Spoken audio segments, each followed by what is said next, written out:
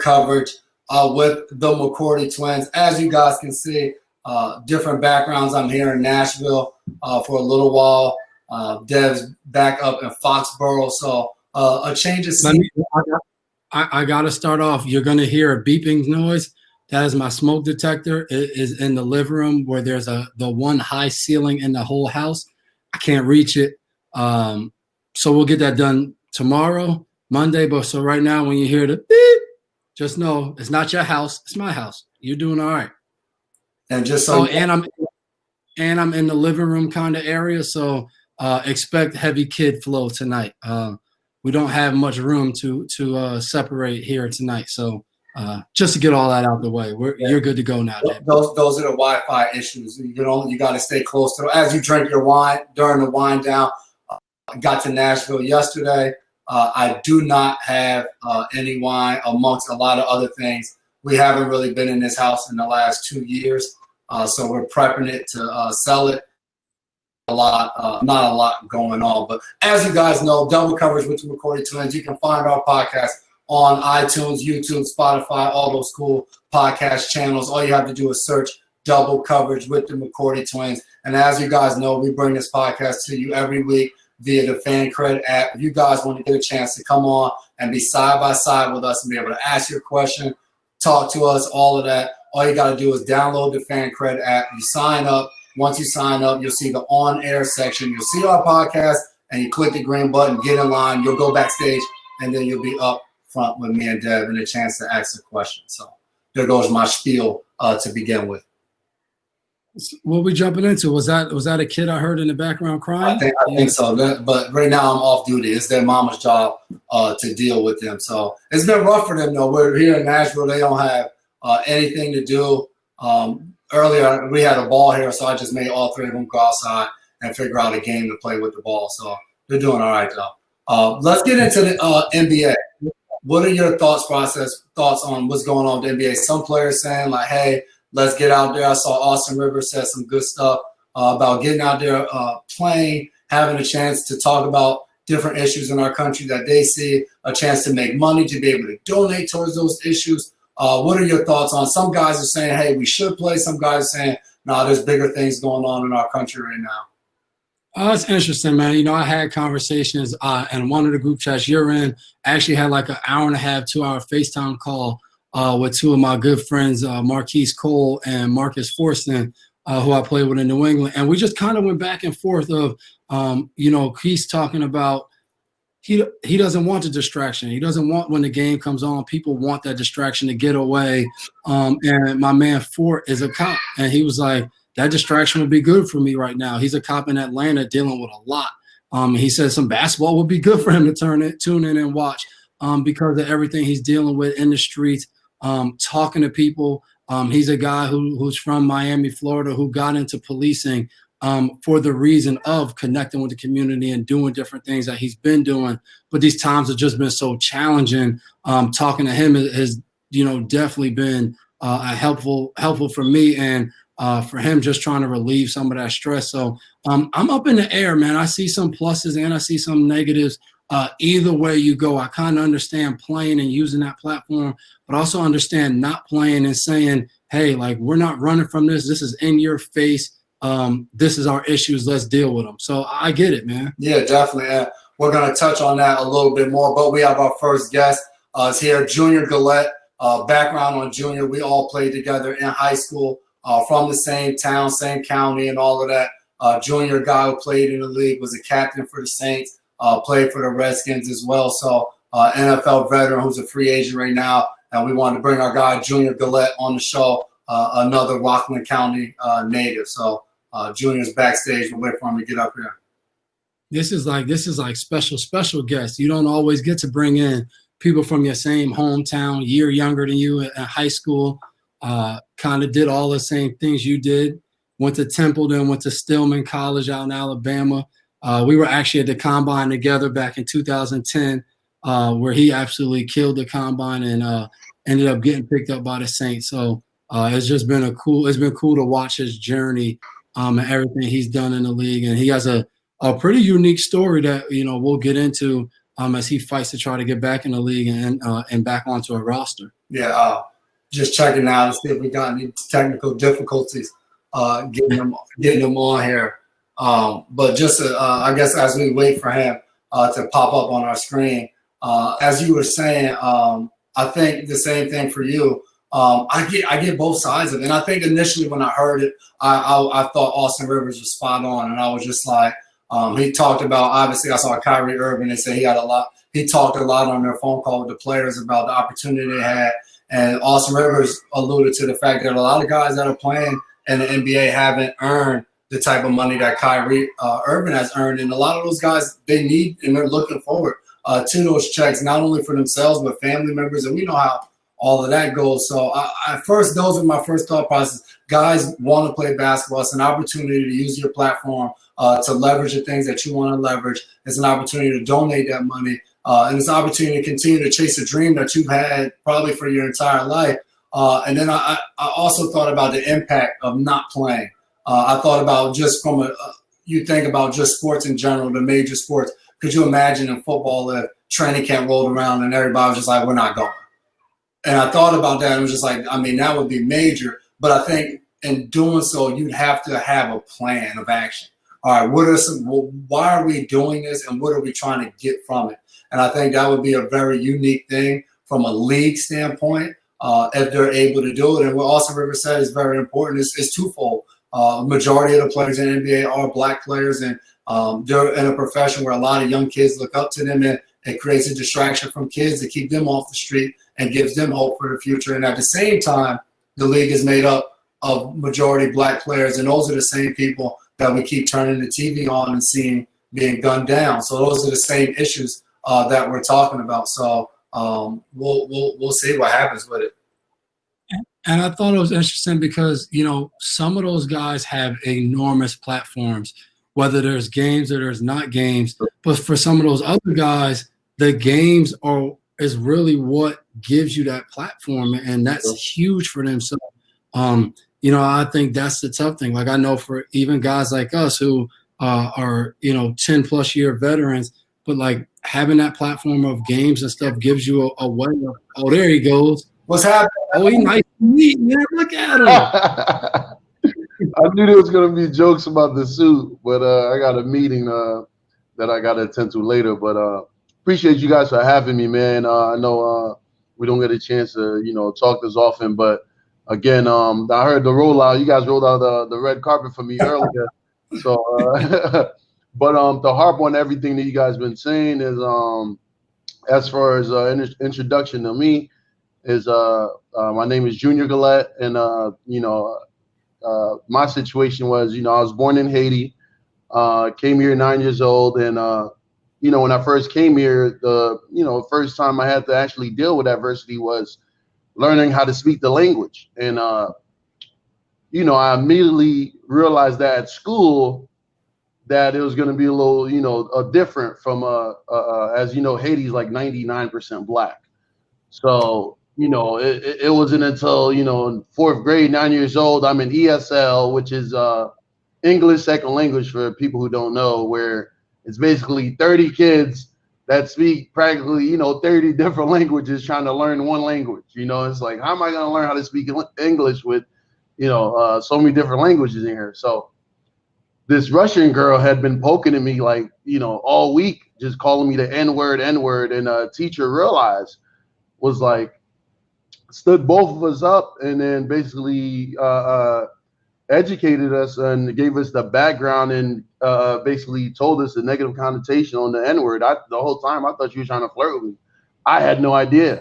So she finally told us this, stood us up and actually grasped into her own hands to actually teach us about, you know, the civil rights movement and a lot of stuff that I wasn't, you know, educated on, being born in Haiti. So it was kind of new to me.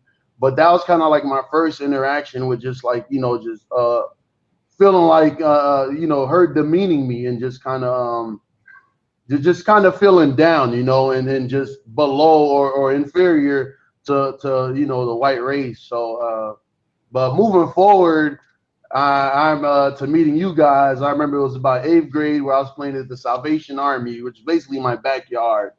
as you guys are from, across town. And I'm at the Salvation Army every day, basically. And everyone knows me as the Salvation Army.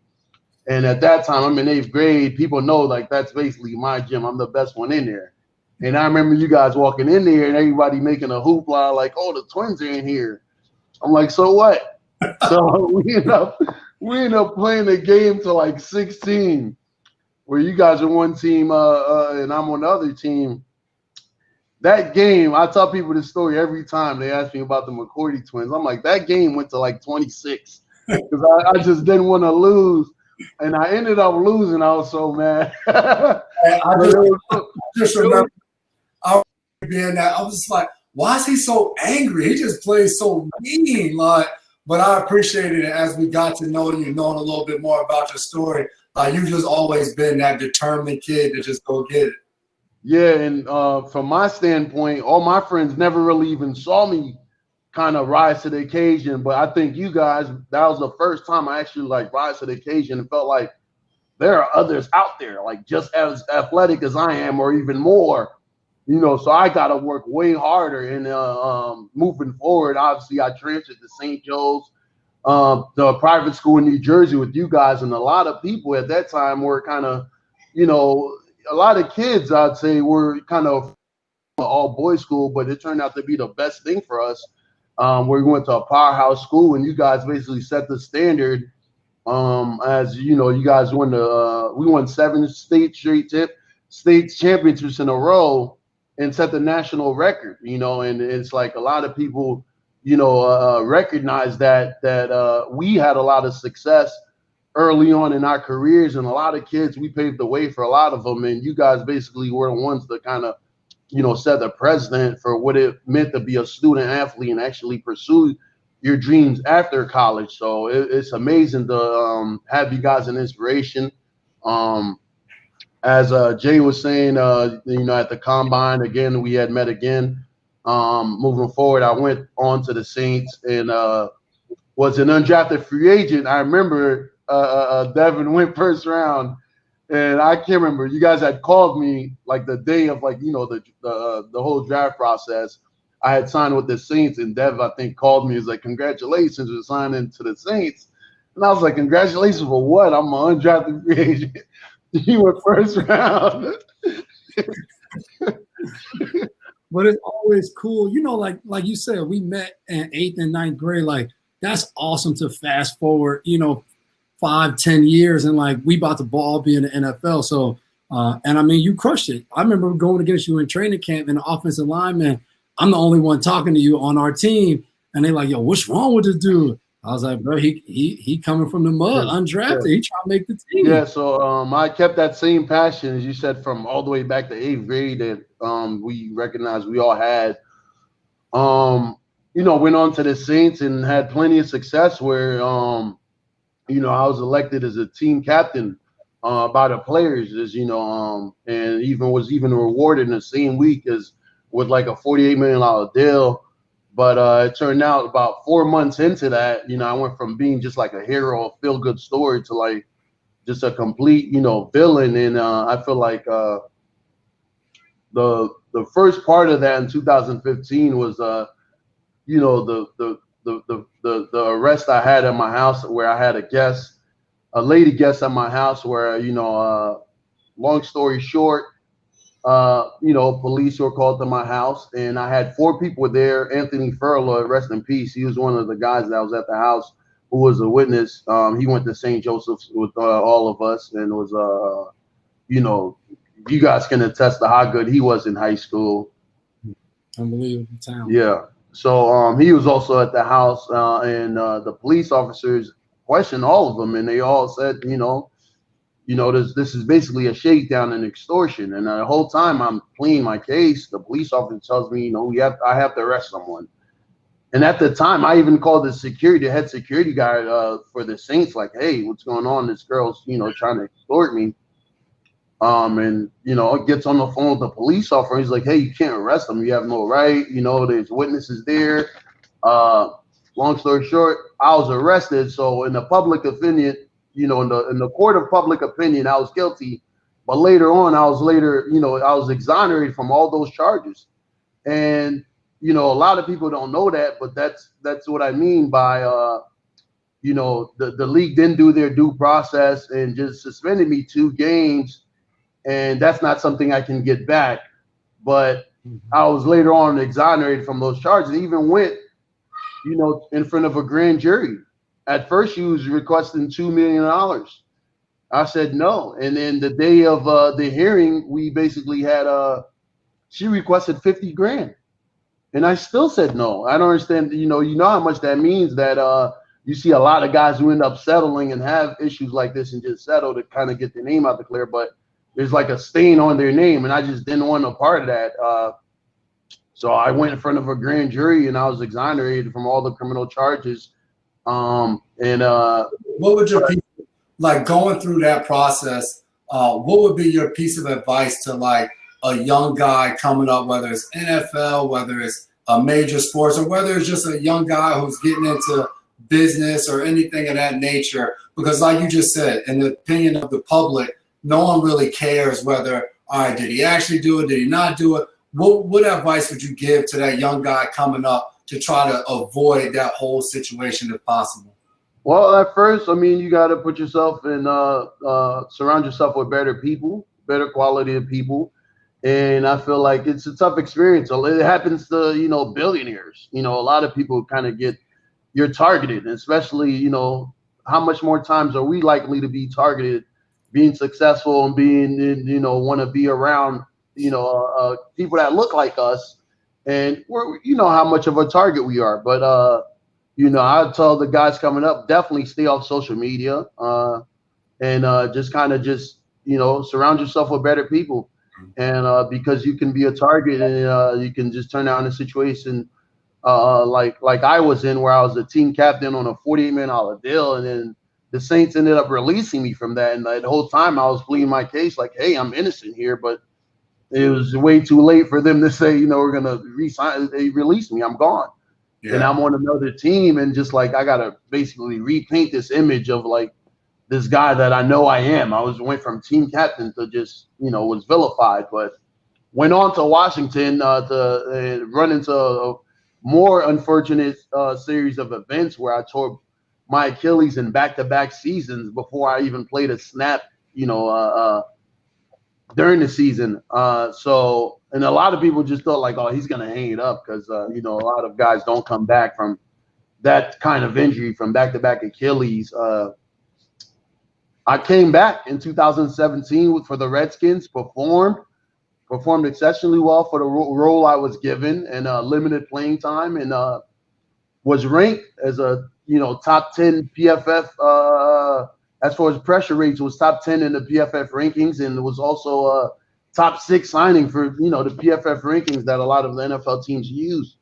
And at that time, I had all the insight, communicating with with Sean McVay with LA and the Rams, and Bill Johnson, who was my position coach in New Orleans, and also Joe Barry, who was the linebackers coach. I think he's the coordinator now for the Rams.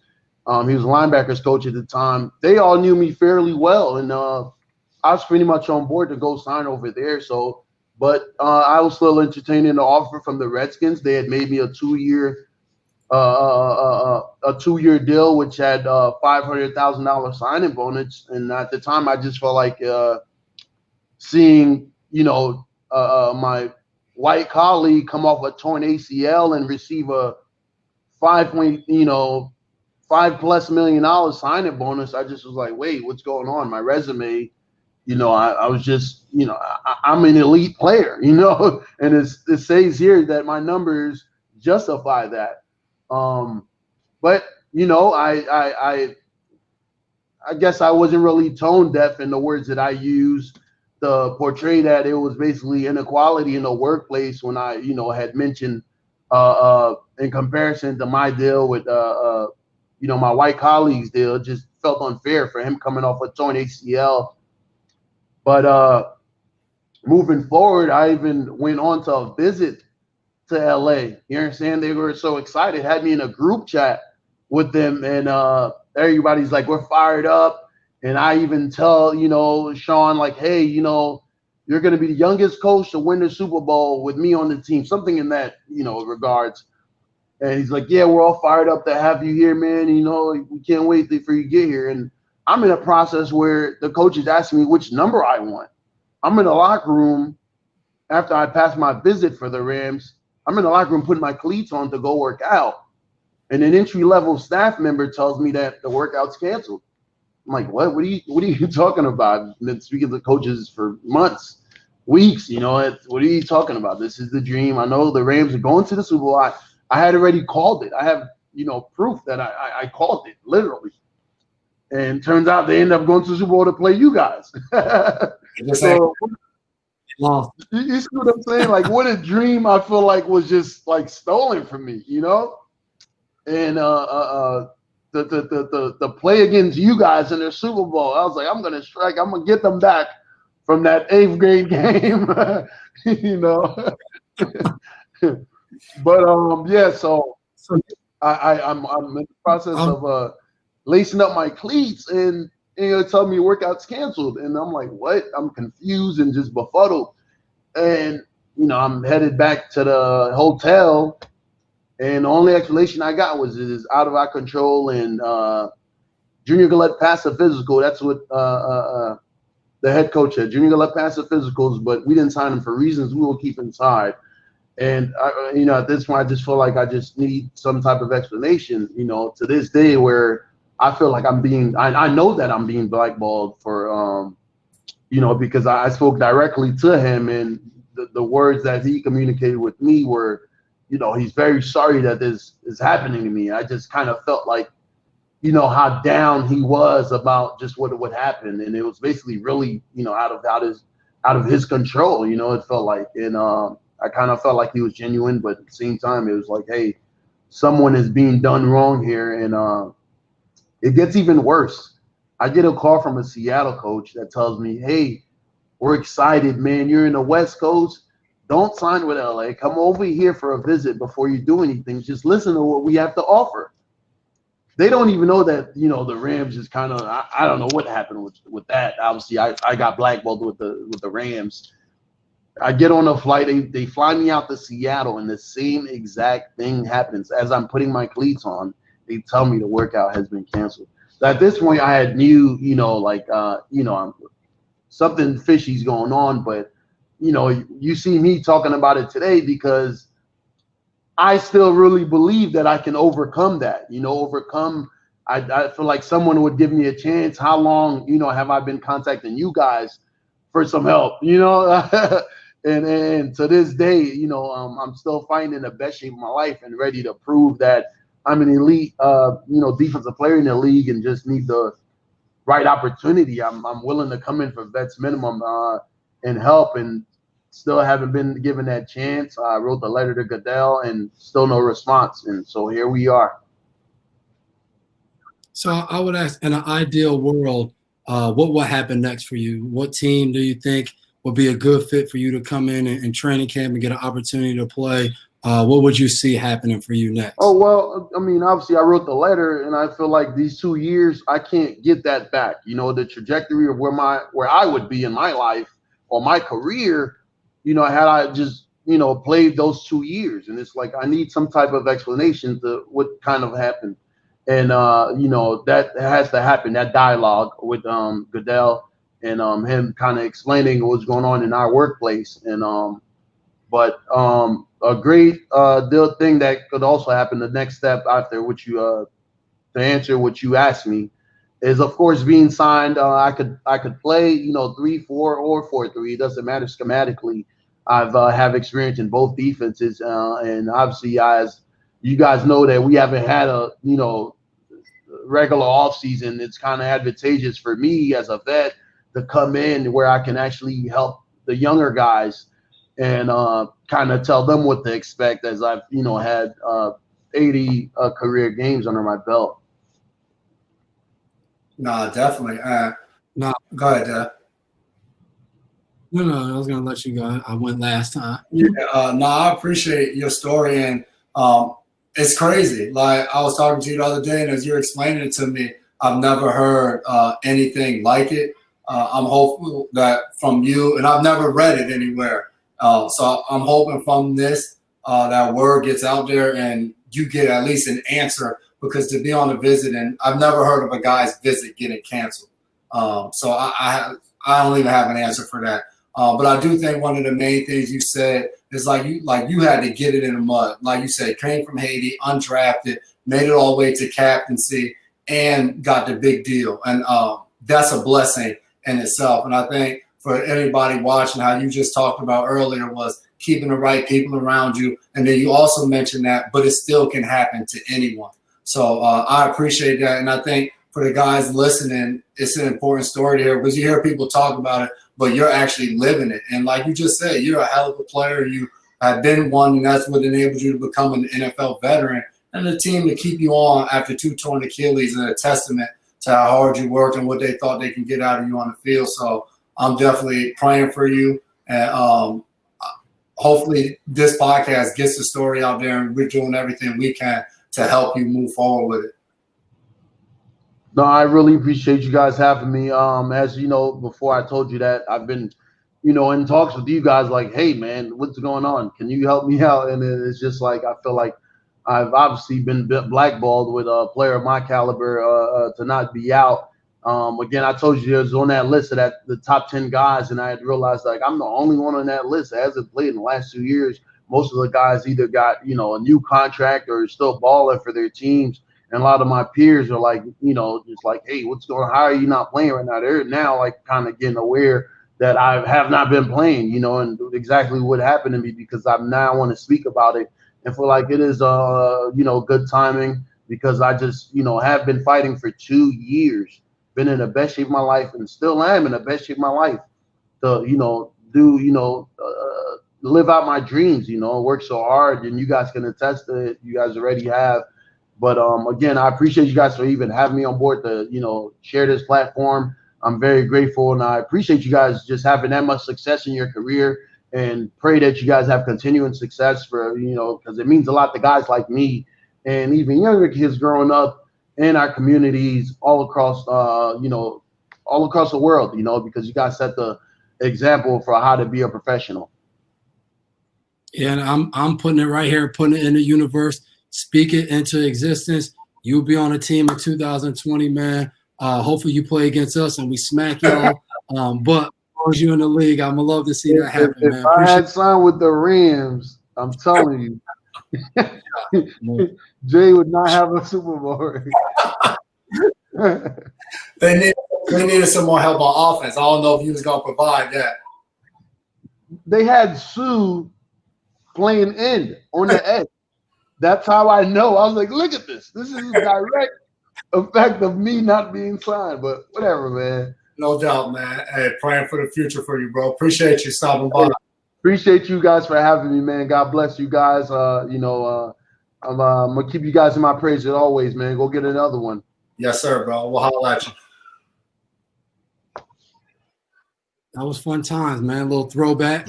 We was feeling that exact story he's talking about. Junior was so angry. I've always appreciated his energy. He's always fired up. And like he said, extremely hard worker. For you guys, he wrote a letter to the commissioner. It's on his Twitter and all of that. So you guys saw, we posted it on Instagram.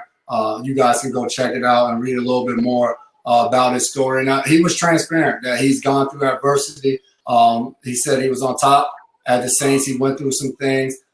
So it's a part of the process. He went through some things, and now he's trying to get his way back in the league. So hopefully he can find a way back to get an opportunity. And just to remind you guys, Fan Credit app, get the app once you log on air, double coverage, and then the green fan line button to be able to ask us a question. We have another guest coming up, a former teammate of mine. We played together in Tennessee, and then played against him the last 2 years as he played for the what's that green team in New York there? Played for the New York Jets, man. Yeah, the New York Jets. Brandon Copeland. So we're gonna bring him on now. Now he's a teammate. We can have him on. Yeah, right, man. Bring it full circle. Yeah, y'all pull some strings for me. How you doing, man? How's the quarantine and all of that? How's life been? I'm good, man. I can't complain. You know, getting extra family time, getting to catch up with the family and all of that type of stuff. Make the most out of the opportunity. So cannot complain, man. How y'all doing? Same thing, man. Dealing with all these kids. You only got one, so you're not trampled like we are. But yeah, man. He's growing fast, but yeah, I don't know how you do it with multiple. I'm not gonna lie to you. Well, for those who don't know you that well, especially we usually get New England people, just let us know a little bit about your football journey that has kind of put you now in New England. Yeah. So Brandon Copeland, people call me Cope, going into my 8th season in the NFL. It's been like the stock market. It's been a roller coaster ride the entire time, I'd say. But especially initially coming out, you know, first year, undrafted free agent. I went to the University of Pennsylvania, undrafted free agent out of there. Been a D lineman my entire life, literally my entire life since 4th grade. Hand in the dirt, 3-point stance going forward. Then I get signed to the Baltimore Ravens the year after they won the Super Bowl in 2013. And they say, hey, we want to switch you to linebacker. And not just, you know, I'm thinking, okay, outside linebacker, you know, I'm trying to trim up, get some abs. No, they said middle linebacker. I said, hold up. Whoa. I don't know this stuff, man. What you talking about? Right. So, you know, made it work, man. Hustled, tried to learn the playbook. I remember being on the field, you know, I'm a lot better now. So I hope y'all don't, you know, A-Mac has played with me. D-Mac, don't get nervous out there when I'm out there, right? But I remember rookie year, you know, trying to do hook curl drops, cover threes, all of that type of stuff. And literally I was thinking about the little color bubble on Madden. Like, okay, I got to get to this spot, right? I didn't know who to relate to, all of that type of stuff. So, but just put in the extra time, put in the extra work to just learn as much as possible. Made plays at the right time, you know, and just stay versatile. Being able to, you know, pop in at any position without practice and just make it happen, make plays. Kept me around in Baltimore, you know, and then in the middle of that season, week 4, I actually got released from the Ravens and then went, and that's when I met you a couple weeks later, J Mac, and went out to Tennessee. You know, I would say I was a real leader of that team. You know, I think I was pretty much an unsung hero, you know. So it didn't matter. They might not even remember I even played there. But P Squad, just working my tail off, just trying to, you know, earn every single week, earn every single day. But I think the biggest thing, that was first year practice squad and you know, the entire season. Next season I go into it and I'm like, you know, hey, if I've been practice squad, I got my foot in the door, undrafted free agent from an Ivy League school, which is a negative in the NFL, probably nowhere else but the NFL. You know, I figured I'd at least have a chance. I know what to expect. I'm not switching to middle linebacker. Now I'm going to outside linebacker. Let's make this happen. And then a couple weeks in, Ray Horton and the D coordinator, not just him, but a couple weeks into being on the practice squad, I got released and sat out the rest of the season. I thought it was going to be a time where it would be similar to the previous season, where a couple weeks out, get another shot. However, it didn't come, but I just remember the entire time just staying focused, staying in shape. I remember Sunday night football, Monday night football, literally on the treadmill, just watching it and just pissed off and just trying to figure out a way. I'm gonna be ready when I get my shot, when I get my workout, etc. Fortunately, don't get a shot. Go to January 1st of 2015, and I tell myself, and you know, I think a lot of guys go through this is you know, at a certain point, you have to provide for your family. At that time, you know, it was just me as a, you know, single man. You know, I didn't have a wife, a child, or anything like that. But, you know, you still want to start building that life and that, you know, career, whatever it is for yourself. And I've seen people get caught in a trap, so to speak. I view it as a trap. I don't want to necessarily put a negative tone on it, but where they're 30 some years old and still, you know, never had their shot in facing it, and you know, not even in a different league, but they're just still working out for it. And I was like, I can't put life on pause for football, right? I have to work to something. So I gave myself a year, told myself I'll do whatever I have to do to try to get back into the league. And I, you know, had to humble myself, signed up to go play arena football, literally was down there for 3 days. And I got an invite to the Veterans Combine. The way that God works, I'm a big believer in Christ. It was the only year that they ever had the veteran combine. Literally, they'd never had it before, hadn't had it after. I did not get invited. But the initial invite, I didn't get invited. It was like 2,000 guys applied. They only took 100. It was like Brady Quinn, guys who had a shot in the league and were out. I get down to my place in Arena Football, literally move into my place in Orlando, and then I get the little email message sound, the old swoosh or whatever, the whoosh, right? And it said you just got invited to the veteran combine. So, I went out there, and again, fortunately for me, I was training the entire time because I knew, again, I'm giving myself 1 year. From January 1st, 2015, you got 1 year to do it. If not, you got to do something else, right? All in, all chips on the table. Went out there, and I literally, we went out to Arizona. The first day, the scouts said, hey, we've already seen you guys, so we're just going to cut out all the bench press and all of the 5-10-5, all of the drills. We're just going to do a 40 and work out because the guys already seen you. If any of you were any good, you'd be in the league right now. Damn, you could have told us that before we paid all this money to get out here. God dang, I ain't had no, And I'm like, Jesus Christ, right? But wake up and literally have a probably the best day at the office. At that point in time, ran a 4.51 laser 40, and then worked out and literally at the end I had a line of scouts trying to talk. One of which Tennessee Titans. I was like, y'all better get your asses in the back. Excuse my language. Y'all better stay in the back. You had your chance,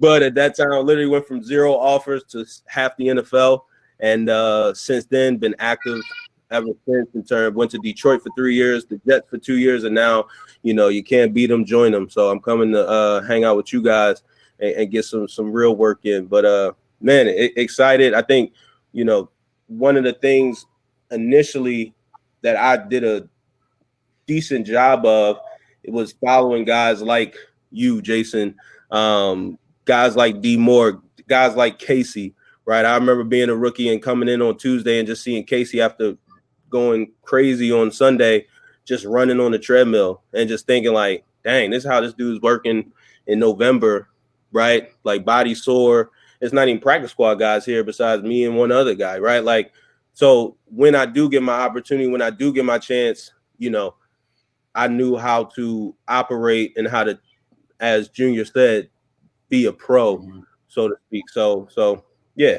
No, definitely. And you haven't slowed down your same work ethic you have in the building, on the field, and follow suit off the field. You got a chance to go back to UPenn and teach a financial literacy class. How was that? How did it come about? And do you do your own portfolio and all of that when it comes to finances? Yeah. So I do my own portfolio. I've started venture investing, so trying to get in companies prior to them going public. So I do try to find deals and ways into companies like that. But I'd say so the University of Pennsylvania, obviously that's my alma mater. Years ago, I was actually, I'm into real estate, and years ago, I guess going on 5 years now, maybe 6 years now, we were doing a drive around Detroit. That was where I first started doing real estate because I could keep my eyes on it being there. And, we're driving around trying to look at where's the next area to pop me and a few players. And one of them says, man, I wish in college we had a class talking about how to buy a house and budgeting and credit and all that type of stuff. Man, they should have had that class for athletes. And I'm like, well, it's not just for athletes. Like my mom uses that. I use that. Everybody can use that. Right.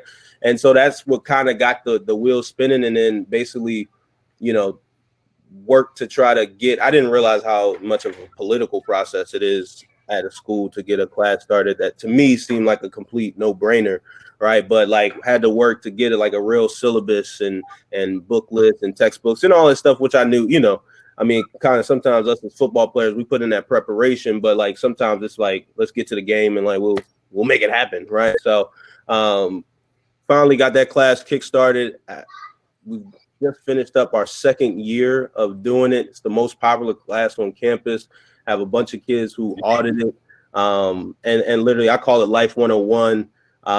We literally just try to cover the constants of life, right? Like out of any class, no matter what major you take or what you major in, you're going to use our class, right? Your credit's going to matter. You're going to need to buy or lease a car. You're going to need to rent or purchase a home at some point in your life. And it's just, to me, it was just kind of crazy that we spend all these years in school, from elementary school all the way on up, and we don't talk about this once. Like, that's backwards, right? We know it's coming, you know, like we know the answers to the test, so to speak. And so we've had a great time. And one of the things we do as well is, like, what a lot of people don't know, it's a self-esteem class as well. It's a self-confidence class. It's learning how to pitch yourself, how to talk about yourself, how to ask your boss for a raise, right? How to say, you know, I know for me personally, coming from Penn, there's a lot of kids with a GPA much higher than mine. However, I could still go into an interview room and tell you why I deserve the job over that person, right? And just being articulate. And finally, we also have high school kids who come into our class. So that's my test, is if you can teach it to someone else, especially on the high school level, then now my college students are not only starting to feel what it feels like to give back, but now they also understand, well, hey, if I could teach this senior in high school from Philly, well, I can also teach this stuff to my mom. I can also teach my brother how to trade stocks and stuff like that. And so, again, it's for this financial literacy thing. It's more about encouraging others to share as they go. That's good. And I know you got your foundation. Is that like something you focus on? And how has like the times and what we're going through, pandemic, the George Floyd and the race things, how has it helped having that foundation to kind of do and to cope with all these different things? Yeah, man, it's I'd say, you know, I'm sure you guys probably sit back at times and think about it. When you talk about this pandemic, obviously the world and people are in totally different places. There's times where I literally sit back and just thank God, like, I am where I am now today. Not just, you know, I know somebody's listening to that like, oh, look at this, you know, that's an ego thing or something or looking down. It's not that. It's more of like, I'm thankful that I can be here and have an opportunity to not only take care of myself and my family, but also help other people during this time as well. Because it's been, I mean, we've all seen it, from whether you're talking about COVID. We, as a foundation, it's Beyond the Basics Inc. is our foundation. We try to help kids realize their full potential. We've worked with you guys before, you know, taking kids shopping, right? And that's just putting a smile on somebody's face. That's something that those kids are going to remember for the rest of their lives. In coronavirus, there's a lot of people who are food insecure, right? They don't know where their next meal is going. School is closed. That was 2 meals a day for some of their kids. So we've done a lot of different things to try to provide groceries for kids or for people, families, elderly. Also providing food for the nurses and healthcare workers right there on the line. And then now we're actually initiating, we're hopefully going to be putting about $60,000 into just literally blessing some people at the register in impoverished neighborhoods and stuff. So that's, you know, from a COVID-19, you know, we've been trying to focus our efforts on the food, and then from a financial literacy standpoint, teaching people what they can do to manage these times and to hopefully, you know, some people have to just tread water and survive, right? Some people are just literally, I mean, that's just reality. But there's others who, you know, I think, you know, I led a webinar series with the NFLPA called Money Talks, and we know that literally years from now, I know there'll be some people who said, hey, I got wealthy coming out of the pandemic, right? And not that it's necessarily about wealth, but what opportunities are there for the people who are actively looking to change their lives, right? And to profit from the new norm, right? Not necessarily from the pandemic, but just from where society is going, because it's going to be here regardless. Yeah. Oh, sorry. And then in terms of George Floyd and you know, everything that's going on in the world, for me, I've been literally trying to just have, I mean, a bunch of conversations from lawmakers and former senators and trying to figure out from a bill standpoint what would make sense. But I've also just been taking the time to kind of reflect myself and figure out, I think that there's so many, first and foremost, obviously, God bless him, Rashad Brooks, everyone who's had to suffer like this. There's so many issues in this thing, right? And so, you know, I think that for me, I'm trying to sit back and figure out where all the potential issues are, and then let's shine light on those. And I think people are doing a great job. Police reform, but again, that's a amazing thing. It should be done. It's one issue, right? Because there's also, you know, people are trying to figure out. I know you guys as well. Like, we're trying to work on the system, right? I'm working on a piece right now called "The System Isn't Broken." Right? Like, we've had a conversation about it before. Right? The system is working the exact way they want it to work, right? Like, it was intended to work. And so for me, it's not necessarily what are ways to get creative and not necessarily try to change something that was constructed with my grandfather, who played 11 years in the NFL. He was less than a human being when he was born, you know, like that is, let's figure out ways to attack that. And then there's also, I mean, you know, another thing that I'm not sure we've talked about, the media, man. I think personally, I think it's police reform.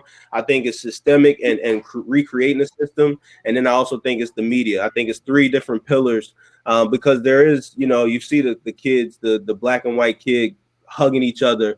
And, you know, people talk about racism is taught. It's not, you know, you're not born like that. Right. And so what eventually gets a young kid to start to look at a black kid as a threat, because then that young kid eventually becomes a police officer and has a gun, and now, you know, those things have to, you know, that all of that stuff plays out. So I've actually watched some things. I usually don't even watch certain channels and stuff, but I've like literally watched certain things, and I've flipped between CNN and Fox, and it's been like, how did the same input get two totally different outputs like that? Right. And depending on what you're watching, depends on what you take from it, who's right, who's wrong. And so, you know, all of these things play on each other and create what our reality is today. And I'm looking forward to seeing all of us kind of work together in our wheelhouses to make change, make it Definitely, right. man. Hey, we appreciate you coming by. We're excited to share the field in the locker room with you. Obviously, our defense got a lot smarter when you joined the team. We look forward. I mean, I got a chance to be around you in Tennessee. You bring a lot to our locker room, so I'm excited to have you whenever it is that we're allowed to be back in the locker room. So, yeah, I agree. We need as many smart players as possible dealing with guys like J-Mac, who lost his whole career. So, hey, Copeland did the same thing. Look. We see what you pick. Nah, I appreciate y'all, man. Y'all take care and keep shining the light on the world, Definitely man. appreciate you, bro. Yeah, you too, man. All right. Hey, I tell you, man. Hey, the people I know, man. When I bring a guest on here, man, they're impressive, man. You gotta keep up, you know. I mean, that's because you barely bring guests on. All the guests usually my friends. So like we don't get to see much from you. Yeah. We got a fan. Let's. I don't know if James is on here yet, but we got. Let's start with a fan. Let's bring somebody from backstage. I think we got somebody backstage. Cam's telling me. We've been taking up all the time talking. I had two elite guests so far. Marcus, what's up, man? How are you guys? Doing good. How you doing? You tell me. My birthday just passed. Okay, well, happy belated. The last week. How old did you turn? 31. Okay. Yeah, yeah. Well, unlike any other birthdays, it was quite. Yeah. But yeah. So. Is that a Julian Edelman or a Drew Bledsoe? What you going with right now? I got number 11. Okay. Of the Super Bowl 53 Edelman. There you go. Okay. Yeah. So a question. What was your favorite basketball team when you grew up? My favorite team was the Orlando Magic. I was a big Penny Hardaway fan. He's my favorite player ever. So for me, I was a big Orlando Magic fan. I was a Pistons fan at a time. I liked Grant Hill. I always felt like I was a small forward, so I liked Grant Hill and Scottie Pippen was two of my favorite small forwards back in the 90s. Yeah, I was trying to get on the other two double coverage. I just couldn't have the time because I know everything that's going on during this time. You would know. It's all good. Whenever you can, you come on. We get you on, man. Even if you got to miss some people too. So I can't do this right here on the fan line. I mean, because I'm not the one. Yeah. Make sure you keep watching. We got one of your favorites. James is backstage right now, so now, yo, we're gonna bring Sweet Feet on for you right now. James is backstage. We're gonna bring. What do you call James in the building? Oh, you either call him Sweet Feet. Tom used to always call him Sweet Feet, or you call him James White. You can't call him James. You can't call him just White. It's James White. He's one of those people who you say their whole name. Ever since he was a rookie, he was always James White. Even like as a rookie, humble. You know what I mean? There you go. He was humble. He was a star at Wisconsin. He came in, didn't play much as a rookie, but I'll let him explain that. But he ended up being the guy. What's up, James? Man, appreciate you coming on, James. Appreciate y'all having me, man. Hey, no problem, man. How has this been, man? Newfound dad, pandemic going on. How's it been? You ain't been able to escape to the facility. You right at home in the thick of it. How's it been, man? It's been different, man, but I've been enjoying it. Spending 24 hours with my son, getting to see him grow. You know, him wearing me and my wife out. Each and every day, he's getting more and more active. So it's been good, man. Just trying to stay in shape. Just enjoying this extra downtime because, you know, we don't get this much time to spend with our family. So just enjoying that too. No doubt about it. Well, let's jump into it, man. Just talking about leadership. Obviously, you've been a captain the last couple of years. How has your role changed all the way back when you were a rookie and, you know what I mean, inactive some games, played a couple? Like, how has that changed and how have you grown into a captain? But still, you always had leadership qualities since you walked into the building. It changed a lot. You know, rookie year, didn't play at all pretty much. And coming to my second year, I still didn't play until Dion got hurt. And then I finally got my opportunity to play. And at that point, I was just playing, trying to do my job and execute as an offensive player. But as the years progress and having more and more success, you know, guys in the locker room are going to start looking to you, asking you for advice, things of that nature. So for me, it's just learning to speak up more. As you know, I'm a pretty quiet guy. I don't talk too much. I only say things unless they need to be said. So I'm constantly learning to speak my mind sometimes because that's a part where I'm still continually trying to grow. I feel like I have good things to say, just sometimes can't put the words together. So I'm still trying to work on that. For you guys that don't know, so James White is like the prime example on offense. If you ever go to Josh McDaniels, I always talk to Josh.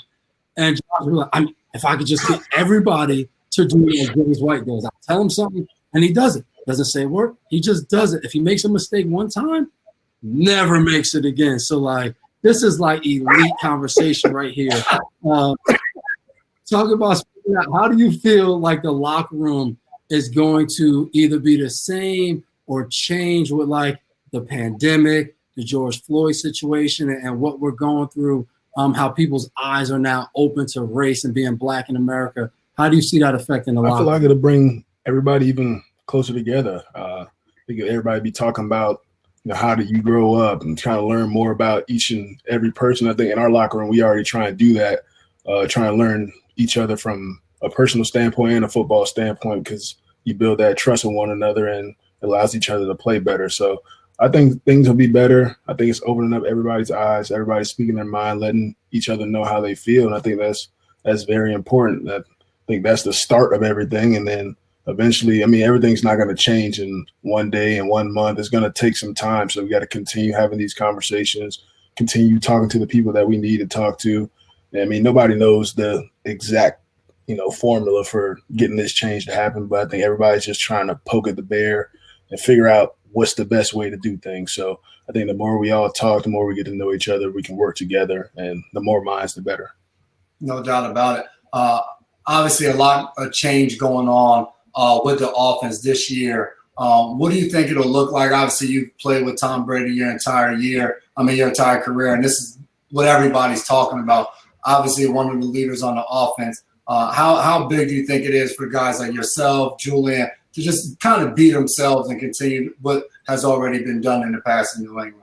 It's going to be huge. Like I said, I usually don't say anything, and now I'm one of those guys on the offense. I'm going to have to say something. We don't have that many guys that have played in our offense besides me, Julian, like Brandon Bolden, David Andrews, Marcus Cannon, guys like that. And some of them, they don't talk that much as well. So we're all going to have to speak up, voice our opinions a little bit more, let the younger guys know how we kind of do things as an offense and make sure everybody's on the same page, especially now with having less practice time. I think it's going to be even more important. So who knows if we're going to have 1 week, 2 weeks, a month to get ready for a game. So it's going to be extremely important for all of us to speak up and, be on the same page. No doubt about it. And before we let you go, every Friday on IG, we got Sweet Feet Friday. How did that start? And when are you going to start handing out Adidas to everybody? When I get a new deal with Adidas, I'll start. I need to re-sign Sweet Feet. He needs a new deal. I think it actually started with my godbrother, my cousin. He posted like his shoes and tagged Sweet Feet Friday like a few years back.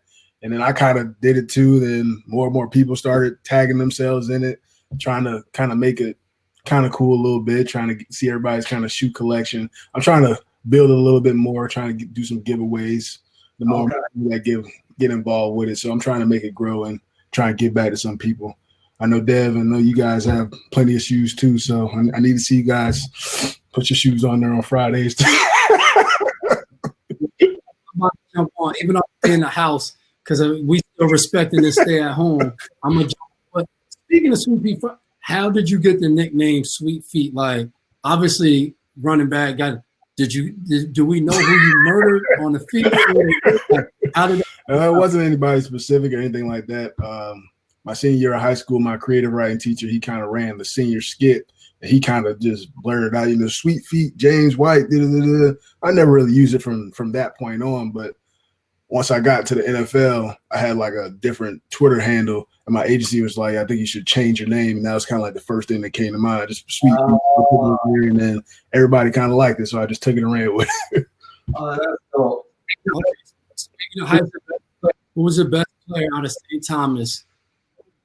Let's go ever, and then let's go. Who was the best player to come from your 4 years? Ever? Probably Michael Irvin, probably ever. And then for my era there, it's tough. We'll hit us with that modest stuff. If it's you, say you. We got a lot of guys. It's hard to choose one. We got guys like LaMarcus Joyner, Giovanni Bernard. I can't pick one, man. It's hard. For y'all who don't know, him and Gio are like twins. They about the same height, same size, and we played Cincy this year, and they started talking. They even talking the same. Yeah, me and him, that's like a brother, man. So we kind of like twins a little bit. Hey, no doubt. But hey, man, we appreciate you. Get back, go change your diaper or something. Get you back. We appreciate you stopping in, bro. And I appreciate y'all having me. Yes, sir. Sweet Feet, James White in the building. What's up, Kay? Come in, Kay. Come in. He hiding now. Now it's not time for you. See what you started? Now that you brought them on the show last week, let's get to some fans. Let's get somebody. All right, you can come in. Don't say nothing. Johnny has said, I honestly couldn't say that I was a fan of New England until both of you guys got there. I tried to catch y'all at Rutgers, but never could. Your brother Larry told us, look out for the Twins, and he ain't never lied. Continued success, brothers. Light it up. Appreciate that, man. Definitely. Larry's been saying that since He's been talking trash for us. So when you have an older brother that does all your trash talking and believes in you, the way our older brother has our entire lives, he was the one who first got us into football. So he's been huge for us. We got Nick coming up next. This is Lily. You want to show your loose too? That's Kaden over there. And yes, I do have a wiggly tooth. Okay. She has a wiggly Hey, tooth. guys. What's up, Nick? How you doing? Yo, I saw you had Sweet Feet on, so I had to rep. You guys are awesome. It's so great to watch you play. Jason, your pass breakup Brandon Cooks was my lock screen for like 6 months. My question is, I'm sure you've probably gotten this a lot. what's your favorite play from your NFL career thus far? Any play, preseason, regular season, postseason, all the time. I'll go with 2 touchdowns. One got called back. We were playing Houston. I think this was my 3rd year, and I returned an interception, 87 yards. Caught it on one side of the field, cut back all the way across the other side, and literally have a picture of me, Michael Griffin, Altron Burner, and Cortland Finnegan are all jogging into the end zone together, only to turn around and see that there was a flag for all sides, and it got called all the way back. Then I would say a blocked field goal or messed up operation field goal in Seattle that I returned for a touchdown. Those are just cool plays that I was a part of, and kind of how both of them, one ends up a touchdown, one gets called back. I just remember being so tired after the 80-something yard one over Houston. I'll stay on your format. Play that got called back. Shout out my guy B. Browner. We're playing the Chargers, and Browner absolutely kills the tight end with, a clean hit. And if you ever played on a team with Browner, you know, even though he's a corner, the one thing he wants to do, he wants to hit you. So Browner clears him. I intercept the ball, cut back across the field, and I score a touchdown, dive in the end zone, Sunday night football. And as I'm walking back, I see the flag. I know it's got called back. Phillip Rivers comes up to me, and he was like, "You lucky I saw the flag, or else I would have caught you before you got in the end zone." And then my second play, I would say just my kickoff return against the Jets in 2012. That was so cool. I remember being nervous, being a returner that year just because of the wind in New England's tough. But that kickoff return and getting it and scoring. And shout out the kickoff return team. I got everybody gift cards of Ruth Chris, steak on me for the touchdown. And Steve got mad at me, Jay Goskowski, because I kept the kicking ball. And he was like, if you ever score again, bro, don't keep the kicking ball. Then I don't have a kicking ball for the game. So sorry, Steve. Hey, that's awesome. Appreciate you coming through, Nick. Hey, you guys are great. Devin, I've got a white away jersey of the new ones. I got one of yours coming in on the way. That's my birthday gift this year. That's jersey number 9. So I'm keeping them going. Thank you for having me, guys. No problem, man. Appreciate it. Hey, after that kickoff return for a touchdown, did you have any more returns in that game? You just had to go there. Yeah, I fumbled. Talking about highs and lows, facing adversity. Returns a kick for a touchdown, comes back and fumbles the next one. So just goes to show. You got to keep it going. Next, we got Josh coming up from Tampa. Matthew said he remembers that hit that got called back. Someone said now we got to get Sony Michelle on too. And Nadine, I don't have any wine. I'm in Nashville with limited supplies on everything. Josh Allen, what's up, man? What's going on, boys? How we doing? Good. So much. What's up? I just want to tell you guys how much I admire everything you're doing in the community up there, and everything for the movement that's going on. I follow you guys on all of your accounts, so just to see what you guys are doing on a daily basis is just it's moving, it's powerful, and I just want to make sure you guys are noticed and recognized for that. Especially Mr. What was it? The uncornered over there. I saw you in your little tux. It was good. So I'm glad you guys are getting the recognition that you deserve. Appreciate that. Yeah, y'all weather looked nice over there.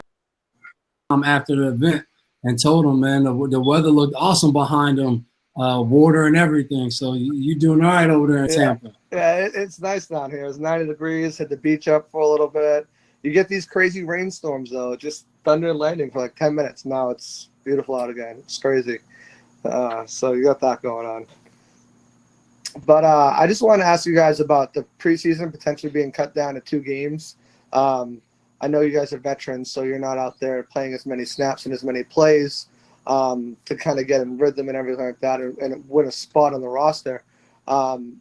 But how does that affect you as a player, cutting it down? I know the season game, you guys usually play a longer snap count, kind of get you together, especially with COVID this year, not being able to have that kind of in-game communication. It's one thing to do at practice, but in a game, to have that communication and build upon it. How does that affect you guys, and what do you guys think about that? Yeah, I have 2 answers for it. I would say a non-COVID answer and then a COVID answer. My non-COVID answer, I was a 6th-round draft pick. So for me, whenever people talk about cutting the preseason games in general, I'm not a fan of it because through those preseason games kind of enabled me to get my opportunity to actually go out there and make the team. Going through COVID is going to be a little bit different. Cutting it, I can understand a little bit more because we may need more time just in training camp, getting ready for preseason games in general because the lack of time we've had on the field as a team. So that I can understand it now going through this process. The only thing that sucks is we may go through the template for what comes in the future because monetarily preseason games aren't as good as the regular season games. Exactly.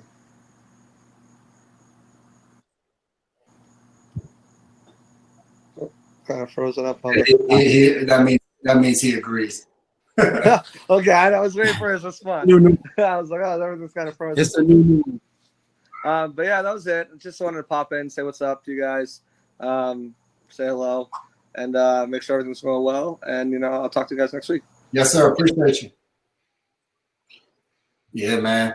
We got Ben coming up next in Connecticut. You was a little frozen there, but I think you're good now. You got caught stuck. I'm back. Yeah, so you're back now. If you're gonna sit here, you got to sit here like a normal person. My computer sensed my wife coming around about to bother me or something. Hey, Ben, what's up? Not much. How are you guys doing? Doing well. Yeah, so I was on here last week, and Ben Watson was on here, one of my favorite tight ends out there, and he talked about his event he did, I believe, which was today. Did you guys get the chance to go to it? No, I'm in Nashville, so I came out here yesterday. Yeah, I didn't get a chance. And Devin, I want to congratulate you on your thing from Uncornered.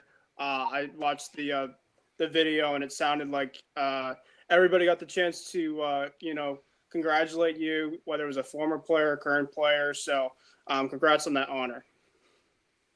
Appreciate it, man. It was awesome. I did not know that the event was going to go like that. I thought it was a regular fundraiser that I would be on for a good amount of time. I was not expecting to see so many guys, but it was a cool honor just to know and see how much those guys mean to me and the impact I've had. Even Bill got a chance to talk, which normally for him, he doesn't talk much. Not to you guys. He talks a lot to us. Yeah. Well, I appreciate it, guys. I just want to check in, and I'll see you guys next week. All right, definitely, man. Appreciate it. We got I guess your screen had kind of went off. People were saying they couldn't see you. Nadine said, will there be open training camps? Wow, that's a great question. I don't even know if the league has gotten to the point where they've discussed it. I know just from a league standpoint, they're going to try to do everything they possibly can to give the fans as much access, whether that's they're going to do everything they can to get fans at games, camps, and all of that. It'll just probably be a matter of how everything progresses from a standpoint with Corona. Zach and Westwood is coming up next on the fan line. I think Theo is trying to play peekaboo with you. Yeah, exactly.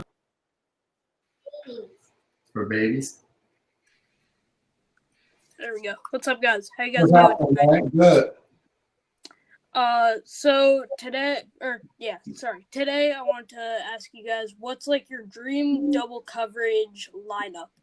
Like if you could have 2 or 3 guys to come on, anybody, could be old teammate of yours, current teammate, doesn't even have to be a sports player, just anybody at all to be on double coverage. Hey, Zach, what grade are you in? 7. You ask some really good questions. Every time you come on here, it's a really good question. What you got, Dev? I got 2 people, I would say. What you got, Dev? You got somebody? Go ahead. Jay. Oh. You got LeBron? LeBron would be my number 1. Was that I would have Jay-Z? Jay-Z, and I was going to say Barack Obama. Oh, Jay-Z. That would be a really good. That would be sick. Yeah, I would say Jay-Z / J. Cole. That would be sick. That would actually be awesome. Yeah, that would be. But we are going to try to put in motion with the ESPYs coming up with the Muhammad Ali Humanitarian Award. Going to try to get Kevin Love and Maya Moore. That would be Kevin Love on the. I don't know if it's that'd be possible. cool. Yeah. We're gonna Yep. try. We're gonna try to do some big No doubt. things. Appreciate you, Zach. That was a good question. Appreciate Yep. it. Thank you guys. Have a good night. You too. You too, man. Kay and Leo, what y'all got, man? Don't come on here and not talk. What y'all got? What y'all want to tell the people? Something. Hi. All right, what you want to say? What do you want to be remembered? What do you want them to Hi, remember my about you? name's Liana, and I'm the oldest, and I'm 7. My birthday is the 14th, December 14th. I'm about to say, why are you looking at me?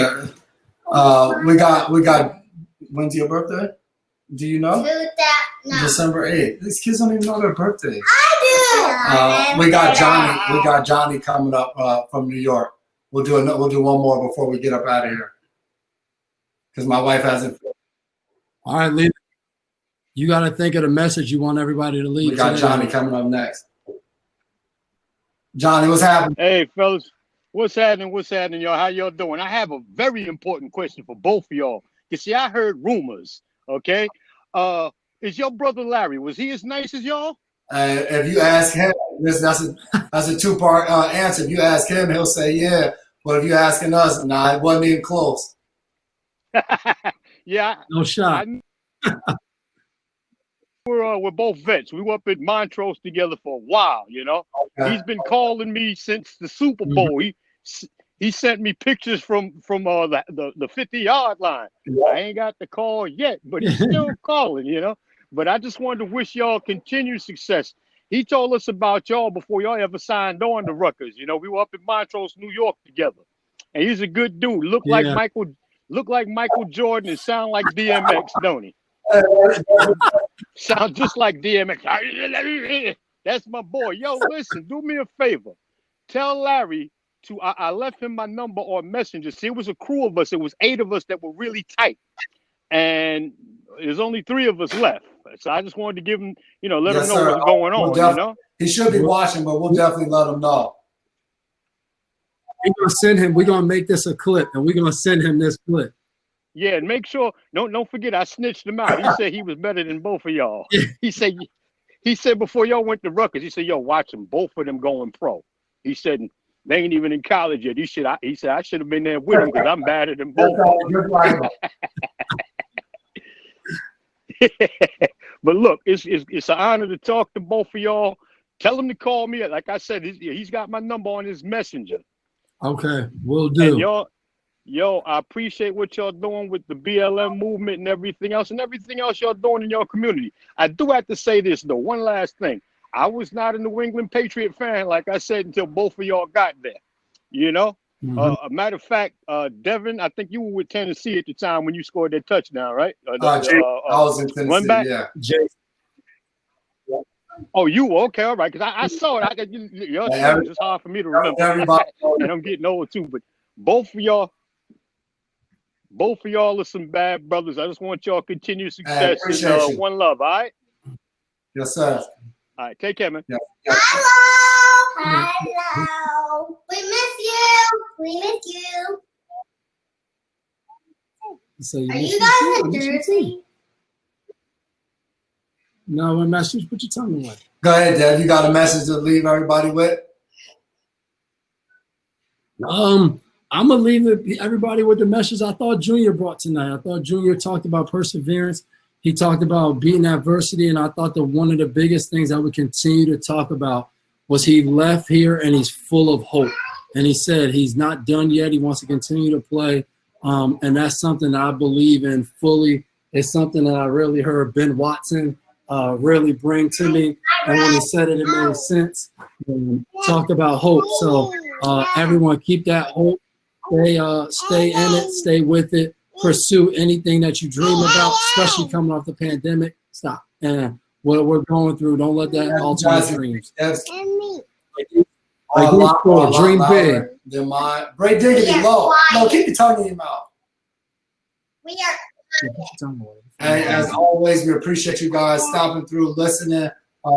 Just a reminder, double coverage with the McCourty twins, YouTube, iTunes, Spotify, all of those podcast things. All you guys do, go. Make sure you subscribe when you get there. And we'll be back here next week. Make sure you go out and get that fan credit app. You guys want to say bye? Bye. Stay safe, stay healthy. Oh, hold on. Yeah.